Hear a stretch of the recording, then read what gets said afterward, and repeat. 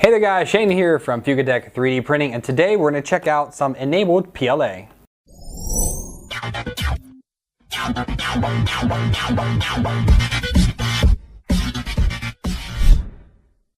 Welcome back guys. So as right off the bat you can see this is different than my normal filament reviews, as I have already printed with this before I've done my little box unboxing. I only did that because I bought this filament off of Woot quite a long time ago. And because I ordered 3 different colors, I didn't get 3 different colors. I have 2 blue and a green. And because I ordered 3 different colors and I didn't receive that, Woot refunded me for 2 of the rolls. So I ended up paying very little money for 3 rolls of filament. Now I wish I could say that all of these performed very well, but I can't. I did have 1 roll perform moderately well, 1 roll that just was horrible, and another roll that's brand new here that I have not used yet. So first let's talk about the spool real quick and the box that it comes in. And it comes in a very simple brown box. It has their label stuck on here. It says here that it is a 1.5 millimeter filament. It is 1 kilogram. The gross weight I can't see because sticker's in the way. Can't see the tolerance.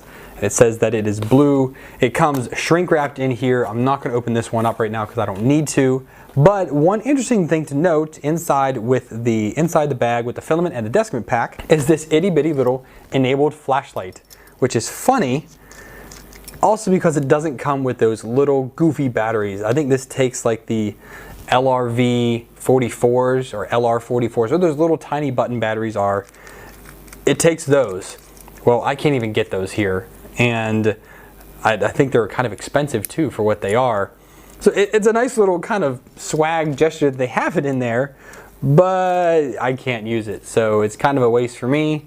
I now have 3 of them. Well, there's 1 in here and I have 2 sitting on the desk just waiting to be used for something. Okay, so let's talk about the filament and what I did. So as you can see here, this green, there are a lot of issues here. Like it eventually just totally went kaput. Now I thought I could blame the CR10 for this, as this was printed in 1 print on the CR10. And it started printing out the first probably 50 or 100 layers were actually great layers. There were no issues anywhere with any of that. And most of the neck of this violin came out really well.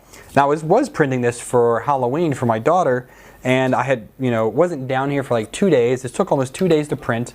And then when I did come down, I ended up stopping it just because the sheer under extrusion that was going on. And I honestly still cannot tell 100% what caused this, but it does seem to be like a ton of inconsistencies in this roll in particular. I did not have this issue with the blue, which we'll talk about in a moment, but this spool just was bad. I mean, it just was a horrible spool, and honestly ended up being free to me. But I just honestly cannot get over at how well it was printing for the first hour or 2 that I was down here with this, and then for how bad it was a day later. As I'm popping out some of this support that's built into the model, it's fantastic support. And everything is just where it should be, and everything comes off just how it should on these first few layers. But again, once it got going, it just totally blew up in my face. So I'm pretty upset about the green roll. That was a total wash. Don't get that. Okay, now for the blue roll, I did this a ginormous print, and I want to say that this took 20 hours or so with a ton of support that was in here. This is for the CR10 control box and sits on there, and it has a spool. You can snap this right here onto the front. I should say a spool holder, and you snap this on the front. I'm not a huge fan of that, but I did like how everything was all combined. On this side, there are a ton of different notches and hangers here for all the tools that come with the CR10. Another great thing to have with it. Then you have this tray and this hole for a glue stick. Again, another great thing to have right with your 3D printer. So I was really liking the model for that fact. And then here in the back, it gets better, trust me. There is a spot here for a Raspberry Pi 3. That's where the model kind of sucks because I had to put support in there, and it took me like an hour to dig support out of here. Even though I did custom support here and there, still took quite a long time. And then it has this little cover here that kind of snaps on but kind of doesn't. I'm not really sure how it's supposed to get on there properly because it doesn't really work well for me. Yeah, I don't know. I don't know, that just sucks. So, my Raspberry Pi 3 is sadly in use. I want to try to slide it in there. But the model is a very unique look into what you can print for your 3D printer, so I did like that. One thing that did screw up with the model is there is a humongous layer shift right here, and that was from the CR10 shifting on its Y-axis, and it was a good 1.5 millimeter shift. And I did notice it till we were mostly done. I was like, you know what? I've already used a ton of the filament. Might as well just keep going because the filament at this point was basically free. So there was no reason to stop it. I just wanted to see how it would finish out. So it came out okay. And then here I have the blue in a vase, but the vase failed. There definitely was some under extrusion going on. So this was one of those filaments that when you print a vase, you need to up your extrusion multiplier. Very few filaments I have found are that way. This enabled PLA is one of them. So I would knock your extrusion multiplier up by 0.2, 0.3 in order to make sure that you have a proper extrusion for a vase mode, especially one that has these crazy sharp turns. It's not even that sharp, but just the angle of it is fairly steep.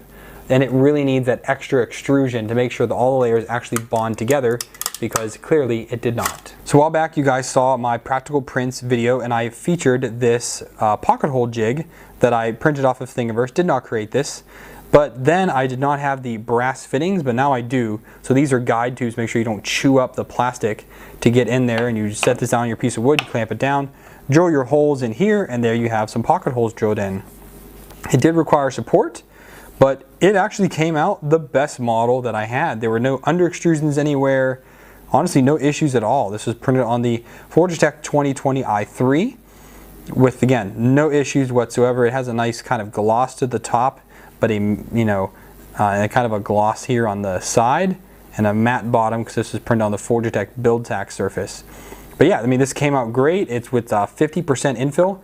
I need it to be nice and strong so that when you're drilling it, you don't have to worry about anything breaking or it twisting on you. But yeah, so this actually came out really well. So then I have two benchies here, and these were from when I was originally testing out the CR10, trying to hone in my retraction settings. And there is a little bit of stringing, and again, that is 100% from retraction. I just didn't have the CR10 fully honed in by then. But other than that, all the layers, fully filled in. There was no under extruded layers anywhere on these. A little bit of zitting, again, from the retraction not being set up. And the first layer was less than ideal, but it did work out okay. But again, I wanted to see here if even on a small part, did I have any under extrusion issues, which on these I did not. And here's another really small part. As you can see on my hand, this is very small. This is like the Elvin Archer STL, something like that. Fairly detailed print, printed on the CR10. And that's her hair came out pretty well.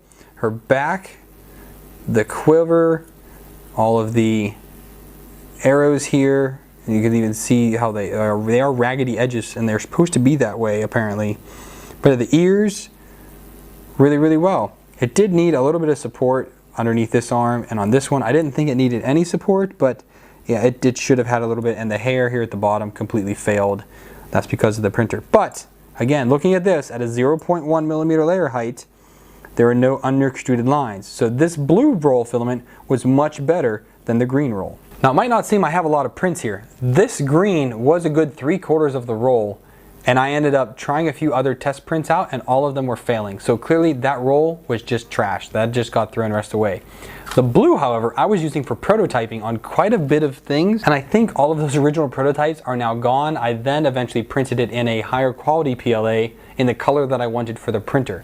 I use orange for the CR10, I use a different orange for the G-Tech, I've used yellow and orange for the FT5, I have yellow on the Monoprice Select Mini, and I'm using red and gray on the Forgetech 2020 i3. So I print different colors for different printers just because, I don't know, I can. But either way, again, I picked this up on Woot.com for a stupid cheap price. I believe it was $10 a roll. Why not try it out? It sold out in, I think, about an hour. I barely was able to get my rolls in. They had I think they had 3 or 4 different colors, but you can only order 3 rolls at a time. I did order 3 different colors. I ended up getting 2 blue, so 2 rolls were refunded back to me. I only paid $10 for 3 kilograms of filament. That's not bad, but still, if it doesn't even work, it's kind kind of useless. So I'd like to say go out and get this filament, but if you see it on sale and you want something really, really cheap and you're willing to take a gamble, by all means, purchase it. If you don't want to take a gamble on this filament, even if it ever comes back up for sale again, just bypass it. $10 is a ridiculously cheap price. You get what you pay for 99% of the time when it comes to filaments. And I know people have really good results out of cheap filament. The Fun Flag PLA that I reviewed a long time ago was $7.99 a roll. That was the cheapest ever. And that came out beautifully. That wasn't sale price, that was the price of the filament. That came out great. This stuff, again, if you want cheap filament and you're willing to gamble, go ahead and buy it. If you don't want to gamble, keep on going and have a good time. Alright guys, thank you for watching. If you liked this video and if you found it useful, please give it a thumbs up. If you didn't, thumbs down. Talk in the comments down below. I would love to hear from you. I reply to every comment, so please make sure you comment down below. So if you guys want to support me, best thing to do, hit that subscribe button. There's a bell icon right beside it. Go ahead and give that a click. That way you get an email notification anytime I upload new content, and that way you can stay up to date with everything that comes out with me. If you want to support me financially, down below is going to be a Patreon link. Donate me $1 more. I greatly appreciate current Patreons. You guys are awesome. The funds I receive via Patreon fund filament reviews just like this. I used Patreon money to buy this, as I said I would, and I'm reviewing it on the channel. So I thank you guys for your patronage. If you want to support me without spending your money, down below, lots of affiliate links. Go ahead, add those to your bookmarks. Do your daily shopping with those. I get a little slice of anything that you buy. Christmas is on its way. So I appreciate anything you guys do for me, even if it is just to watch this video. So thank you guys for watching, and until next time, happy printing.